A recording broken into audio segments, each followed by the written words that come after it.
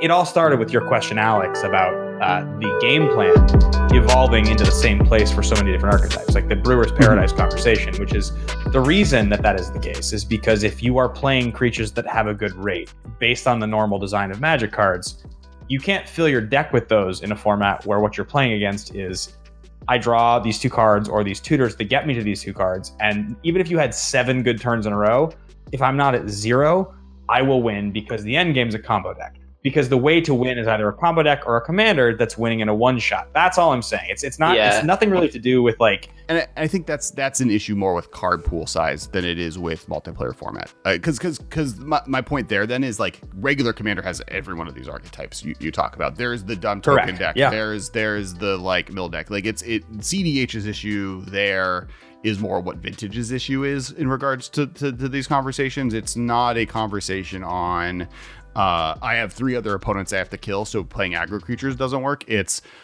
every one of my opponents is playing 17 mana rocks, and the rest of the deck is counter spells other than combos and tutors, and like I have to be able to survive that. And if that's the case, there are ways to survive that, and there's a variety of ways to do that. They're just not going to be classic aggro mid-range versus control versus combo like rock paper scissors, right? It's much more on like I have to turn off their counter spells, or I have to turn off their combo pieces, or I have to turn off their tutors. It has to be disrupting. Got to be hate bears. It's bringing like a gun to a knife fight. Or if you're not going to bring a gun to a gunfight, then it's like I have to play metagame stuff. So I have to zig when they zag totally. Which is true of like Vintage, right? If I like showed up to a Vintage tournament and they're playing a real Vintage deck, and I'm like, I have Tron, like I'm just gonna get my face stomped because I'm not doing anything until turn 3.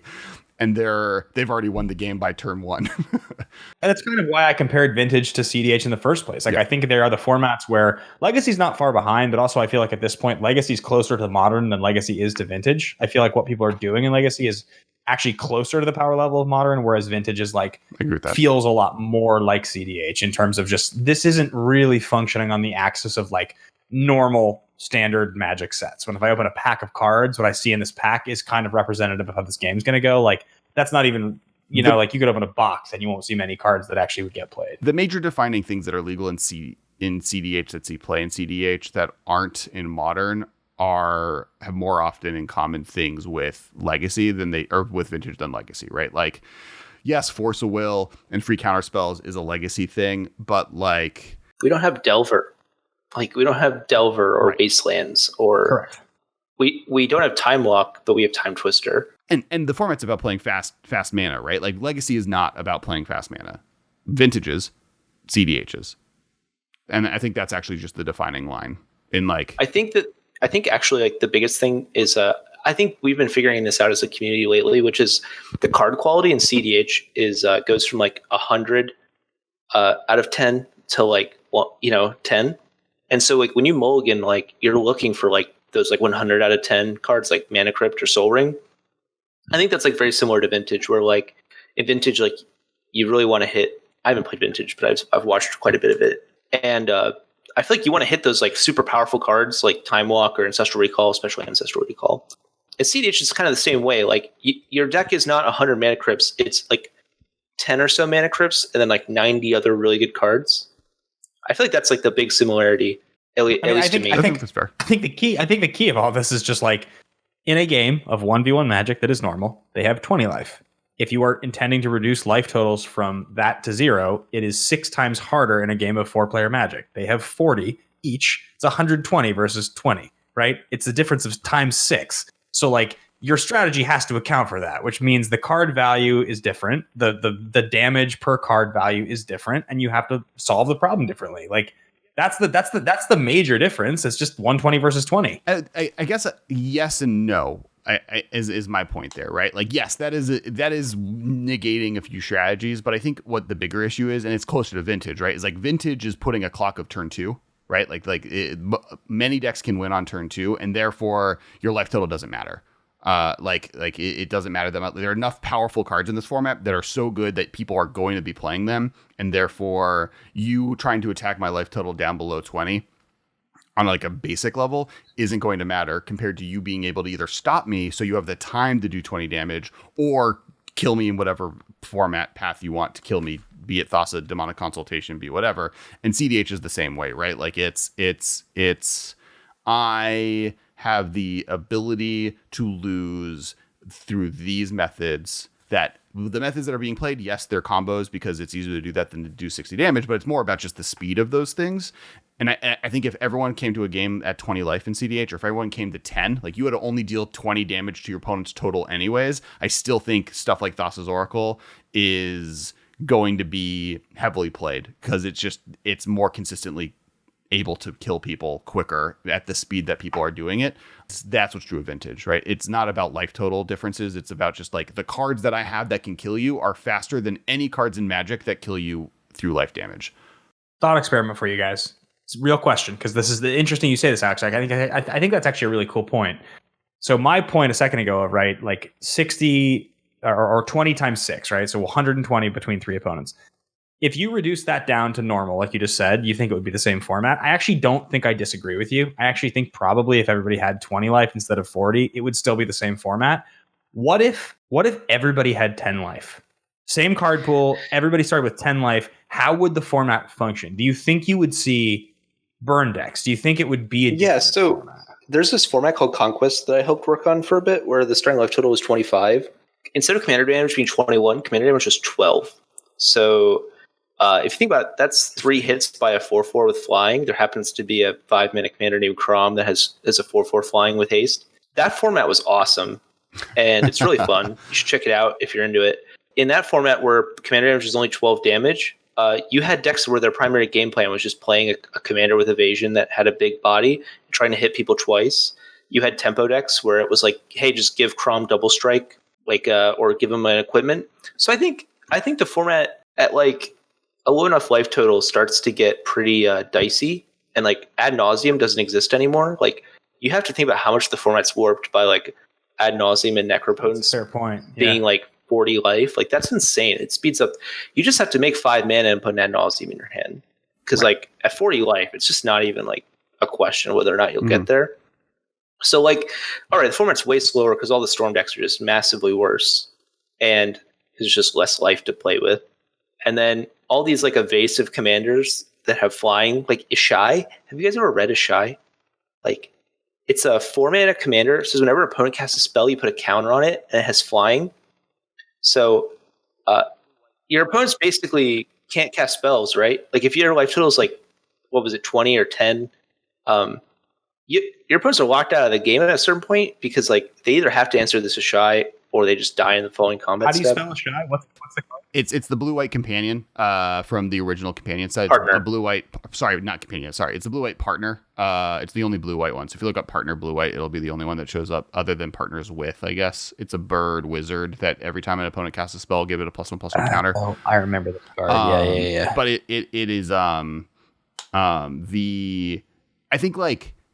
I think Magic, everyone's life total going back to 10, like just is totally modified. And I think like, for instance, there's just deck that are just playing lightning bolts in that format and just like all of them because you can kill opponent, like draw 3 spells, you kill an opponent, right? Like pretty easily at 10 life. Commander damage at 12, 25 life is different, but at 10 life, also just like mana bases just totally alter because shock lands and fetch lands become unplayable. You just can't play pain lands. Like at 10 life, those cards just are removed from Magic because you can't risk it. Which also slows down the format quite a bit, which actually gives a nice like push and pull where you're like, oh, I want to turbo out these like commanders. Like Mana Crypt. Can you play Mana Crypt at a 10 life format? Probably not. No. That's like really spicy. But see, I think everything you guys are saying here is it's like one of the really interesting components to the part of the conversation that Alex, you and I were going back and forth on so much, which is like, right? Like the idea of attacking people, everything we were talking about, like aggro creatures that attack people immediately becomes viable if you have 3 people at 10 life, because all of a sudden the rate increases. It doubles from the way cards are actually traditionally designed. So it's like, it actually gets it right. Well, I mean, like my only point is to say that like in Modern, I can get an Angler on turn 2, right? Now you're telling me that I can get an Angler on turn 2 that also has like Force of Will backup or something else. Like that's a lot of damage. 6 damage on turn 2 if my opponents all have 10 life. Death Shadow is always live at 10 life. Putting that out there. I think my point there though is like 10 life is an extreme thing that like Magic, like you'd have the opposite problem, like cards, like card evaluation just goes out the window. I like the other format that to bring up Hidetsugu's second right, which is 4-mana, I win the game. Like literally, that just wins the game. I think that card's banned, right? What's it called?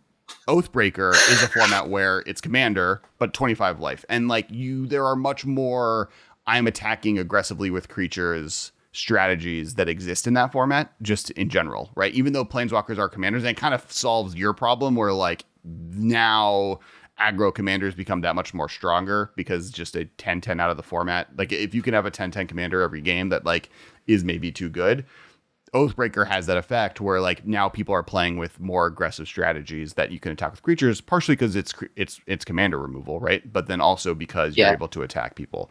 So I don't hate the idea of doing it. Like I've liked the formats that like their life total is at 25 versus 40. I do think like if I was a time traveler, moving the life total from commander down is maybe one of the like interesting things to look at, just to balance the format a little bit better. Multiplayer commander formats at 25 life though are like very interesting. Like your life total becomes like something you're always thinking about. Like I guess that's normal in Magic, but like when I play commander, like until I'm down to like 25, that first 15 life, I throw it away. Like, oh yeah, Necro for 15, sure. That's normal. Like when you start at 25, you're like there's always someone on your back, like you're just waiting to take you out. And it's just that just really warps a lot of your decision making.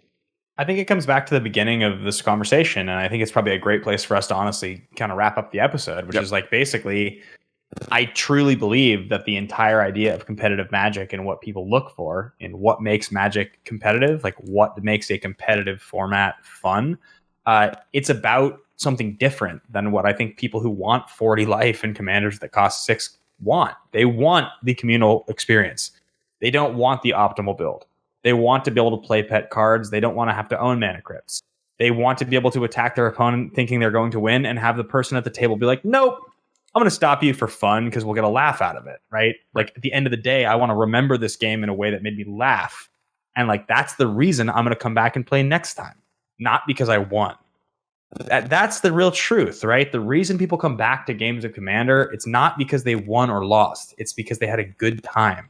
So that's where what we're talking about here in Modern and in cEDH is very different than traditional Commander. It just is. It's you aren't looking for the same thing. Competitive Magic doesn't mean the same thing as it does to somebody who wants to show up for 2 hours of a social experience. I will say though, like it's kind of like that gradient we mentioned earlier. Like there are people looking for the beer and pretzels, and they also just want to be playing like ridiculously powerful cards. And there are people who want to be playing ridiculously powerful cards and being pretty competitive about it. It's just about like finding the right play group for wherever you are in that gradient, really, because that's how you're going to get the best experience. Is just by finding people who also want that experience. Sacrificing your life total, truthfully, like the 15 life we talked about, is the sign of like I am playing this format that I can have fun with. I can have my beer and pretzels, and I can like waste a turn or a sequence or a phase and not really care. That's why 40 life basically exists. If you had 20 or you had 10, you wouldn't really be able to take turns off like that. You wouldn't be able to like take a phone call and make a sloppy turn because like it's just for fun. The point is to have fun. It isn't to have an optimal play experience. I think that's why it's different. I also think like that's part of the reason people like competitive Commander, like is because like it is fun resolving a Necropotence for 40. Like there's no other format where you can rip a Necropotence and flip like Mana Crypt, Soul Ring, Mox Diamond, Chrome Mox off the top. Like some people just find that to be fun. That's like a ridiculous thing to do. Yeah. Like that's the existence of formats, right? Like the reason different formats exist is because they offer things that you can do that you just can't in other ones. And some of it is from a depowering, right? Like you can't play Tron in Vintage. Now, like people are going to comment with Tron Vintage lists. You can't play Modern level decks in Vintage. You can't play standard level decks in Modern, and you can't play cEDH level decks in Modern or like in any other format. There's something different that's adding. That's why it's popular. The formats that become less popular, I feel like, are the ones that are offering something similar to something that already exists. And that's always kind of been like, that's the big challenge. That's like Pioneer's biggest flaw is what is Pioneer offering that other formats don't. Historic offers what Pioneer offers, but it's on Arena. which is something that Right. there's nothing else like it. There needs to be an eternal format on Arena. Pioneer kind of offers what Modern was offering, except Modern exists already. And a lot of people have decks in Modern, and people were already kind of invested in it. And do I want to have two formats like that? Pioneer kind of offers what Standard offers with the smaller card pool, but then Standard offers that, plus it rotates, plus it's the newest card. So if you were a new player in Magic, you can just buy packs, and then you eventually can have a Standard deck. And the main difference, the only thing that Vintage offers over Legacy is the not banned list, which is kind of what cEDH offers, right? It's like, here's a bunch of cards that are the most powerful things to ever exist in this game. And a lot of them are so famous that they sell for $500,000. I think one interesting thing like about Legacy, and this is coming from someone who's only played Legacy for a few months at a time. I think a lot of Legacy is about enjoying Legacy. So like the Legacy players I know play Legacy and they enjoy Legacy, and like the maintenance of the format is sort of about like maintaining that like what Legacy is in this, if that makes sense. And I feel like one interesting thing that like competitive Commander has kind of offered is it's like a space where these like new cards that get printed that are just absolutely way too pushed, you can still play them. Like you can play Underworld Breach in cEDH, and like no one's going to have a problem with that. Right. Well, it's interesting that like the relationship between Legacy and Vintage and cEDH and regular Commander is inverse, but the effect on them is the opposite. So like, and people play Vintage because they want to play Vintage, right? But it's like Legacy is Vintage for people that just like want to hang out, and Vintage is like the purest form of that, and Commander is like the pure form of it. But cEDH is the version of people just wanting to like, people are playing cEDH because they want to play it, I guess is kind of the point that you're making. And they're not being forced to play it. There's no reason to play this format other than the fact that you want to. Versus Commander, like, it is the dominant social experience in Magic at the moment. So like in looking at Ben, you right now, especially with COVID, if you want to play Magic, you kind of either have to play like you're grinding digital Magic by yourself, or if you want to be interacting with people, you're probably playing Commander. So like it's interesting what the motivations for what people are playing right now are. And I do think that kind of last statements from Ben and then Braden to wrap stuff off, and then I'll do all the signing off content creator things. Before that happens, make sure to like and subscribe and comment. Hit that like button, hit that bell button. That makes you get alerted. We're coming out with content all the time now, every day. So that bell button helps you get alerted to when that's coming, and then all the other good things. So Ben, how do you feel about coffee? Dude, I love me some coffee. I mean, the daily coffee walk at the office is like a highlight of my day. Oh, hashtag same. You know, one thing I have been able to get into a little bit more since this year started is making my own coffee, which is really fun. I have cool devices. I feel like a mad scientist. Yeah, pour over, you French press. There's so many options with coffee these days. But here's the thing, Alex. If in drinking your coffee you could make a difference in the world, would you? Of course I would. Of course you would. So look, we can help starving children with our morning coffee. We're going to talk to you guys right now about a partnership we're working on with Free Lunch Coffee. They're on a mission to end hunger from the lives of young children. So the way this works is that when you buy just one bag of Free Lunch Coffee, you're also providing 10 meals to children in need. One bag of coffee is 10 meals. Free Lunch Coffee gives away 50% of the money they make to end hunger in the lives of young children. Their coffee is specialty grade, it's certified organic, fair trade, and they offer 100% happiness guarantee for 30 days. So if you don't love their coffee, they'll just give you a full refund. Yeah, and they also have these awesome tumblers and mugs. Who doesn't love collecting different cups to drink out of, especially if you spill a lot like me? They're great. Definitely check them out. They're actually offering through us a 10% discount code. So to our loyal listeners, all y'all friends, if you use the code MMcast at checkout, you'll get 10% off, and they'll know that we sent you. So definitely check them out at freelunchcoffee.com. Make sure to use the code MMcast when you check out. That way you can get 10% off and help a bunch of kids in need, plus get great coffee, because we all drink coffee because you need it to survive, or at least that's me. And you're helping people out now. So check it out, freelunchcoffee.com. So Ben, any last statements before we pass it off to Mr. Braden? No, I love talking about this. I think this is like a really, really cool conversation. This is kind of, Alex, like the expansion of a conversation you and I have had for years with like effectively like we're in therapy and this is like our moderator. Like we got to like have that conversation. It was like super fun, and I appreciate so much getting to have it, because I think it does bring to light a lot of different things. As far as anything beyond this conversation goes, I mentioned to a lot of you guys last week on the show, I'm very, very excited about releasing music this year, and I'll continue to talk about it. But for now, just a big thank you to you guys for watching this and being a part of episode 301 as we get into the next phase of the podcast. And, you know, if you guys want to check out what I'm doing, go to youtube.com/nerdsandsuits. I do a Monday show from 6 to 7 every week where I talk about everything going on in my creative life, and we do like goal setting, like positivity challenges, like, you know, 30-day challenges and stuff like that too. So if you just want some, you know, encouragement in your life to make your bed or drink more water or whatever it is, we do a lot of that stuff, and it's a fun way to interact. So I think that's kind of what I have to say about that. Yeah, episode 301. We're the outside DC, Maryland area zip code. Today's episode. It's going to be a thing we start doing, maybe. Looking up the zip codes. We should have been doing that for a while. We got through all the 200s. We went 213. That's also another LA. 202, which I know is Seattle area, correct? Or is that the DC area? 202. You're 202, right? Isn't like Seattle is 206. 206. DC is 202. Seattle is 206. All right.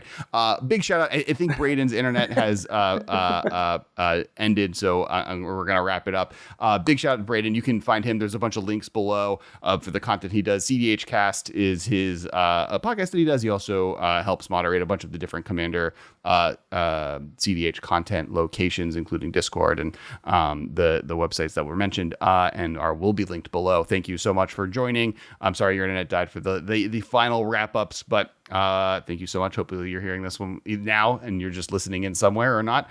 But thank you, listeners. Make sure to check out our Patreon. Big shout out to our patrons. As always, you are the reason we're able to do this every month. If you don't donate to the Patreon, it's definitely worth doing it now. You get the full episode ahead of time, all the content unedited, plus 30 minutes of extra content at the beginning of this episode, but around 15 minutes on average every week, a week early. Definitely check that out, and even at $5 or more. And make sure to follow. I'm at Kess Wiley and everything. We also do Monday night Commander content every Monday night.